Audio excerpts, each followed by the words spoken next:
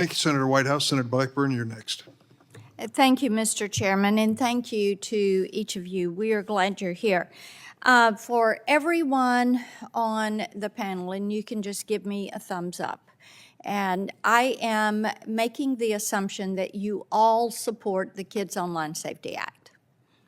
Okay, the record will reflect. Y'all are all for it, and we appreciate that. We think it is necessary. Thank you to each of you for your testimony and also for your advocacy. We appreciate this. Ms. Delane, I want to come to you, if I may. The End Child Exploitation Act that I had filed last Congress, and we have this back up again. This is something that we've done because what we realize is the necessity for child exploitation to be reported to NCMEC's cyber tip line. And the bill unanimously passed through the Senate last year, and we are hopeful to get it finished. So give me just about 30 seconds on why this bill is so important. Thank you, Senator, and thank you for your leadership on this particular act. One of the most important components is the extension of the retention period. Many of the ESPs, obviously, when they're making reports to us, the tech companies, from the moment they make the report, there is a 90-day retention notice that the companies agree to wait and hold that material if law enforcement chooses to serve legal process and gather more details.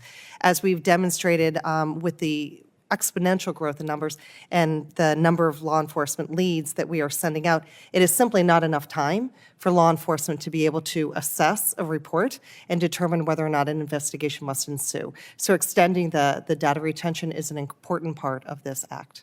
And that was a wonderful suggestion that came to us from advocates to extend that, because it takes longer sometimes for individuals to come forward and for law enforcement to piece that together. And the goal is to keep our children safe. Yes.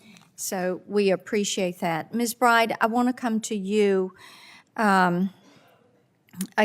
And as always, we know how you grieve your loss, and our sympathies are with you, but also our action to get something done. Let's talk about fentanyl and the impact of fentanyl. And the way children have met, whether it's on Instagram, TikTok, Snapchat, YouTube. We have worked on this issue about how these platforms need to be held accountable for the illegal activity that is taking place. And you spoke beautifully about Carson and the bullying that was taking place with him. But we also know from other parents that you and I have met with that the introduction to drugs, the acquaintances they think are children, and then they find out that they're being groomed to be pulled in to using drugs, or they're being groomed to be pulled in to sex trafficking. And that is one of the dangers that are there, that luring and that addiction of social media. And Emma, you spoke so well to that, and we thank you.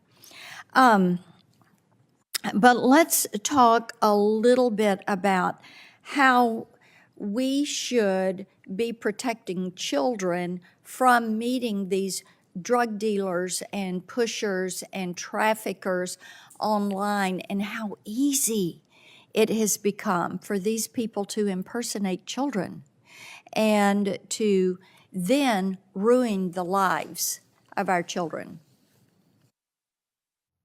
Go ahead. I'd like for you to speak to that. I know your advocacy is in that vein. Thank you, Senator. When we have met with other parents, and you've been in the room as well, we have parents who have lost their children to fentanyl-laced drugs. And the frustration with them is they also can't get the drug dealers taken off the platform. I think I would defer to somebody else on this topic to speak, as that's not my specific area of expertise. Yeah, Ms. Bride, let me ask you this, and for any of you. For parents that have lost their kids to drug dealers, do any of you know of a drug dealer that has been apprehended, charged, indicted, convicted? No. Isn't that amazing? Goes back to Senator Graham's point that something needs to be done about this. They're using social media as their platform. Dr. Prinstein, Mr. Chairman, my time is out. I guess I will need to yield back to you. I had one more question, so. Thank you, Senator. Senator Hirono.